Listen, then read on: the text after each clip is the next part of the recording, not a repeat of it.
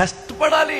బావల వచ్చినా, బేడా వచ్చినా, లాస్ వచ్చినా, లాభం వచ్చినా, రాత్రి అయినా పగలైనా కష్టపడాలి.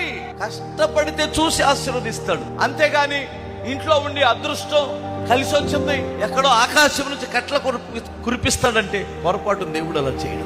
నువ్వు కష్టపడాలి. ఈరోజు 500 రూపాయలు సంపాదించే నువ్వు 200 అయినా పర్వాలా, కష్టపడు. నువ్వు ఆశించిన లాభం వచ్చినా రాకపోయినా నీ చదువుకు తగినట్లు నీకు 50,000 రూపాయలు రావాలి నీకు జీతం, కానీ 20,000కే చేస్తున్నావు. చూస్తున్నాడు నీ దేవుడు. 50,000 రూపాయలు చాకిరీ చేస్తావు, 20,000 రూపాయల జీతం వస్తుంది. చూస్తున్నాడు దేవుడు. ఎవడు బిగబట్టగలడో? నీ దేవుడు ద్వారం తెరిస్తే ఎవడు ఆపగలడు?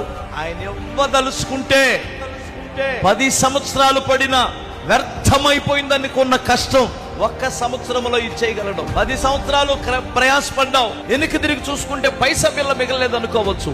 దేవుడు ఇవ్వదలుచుకుంటే 1 సంవత్సరములో ఇచ్చేస్తాడు.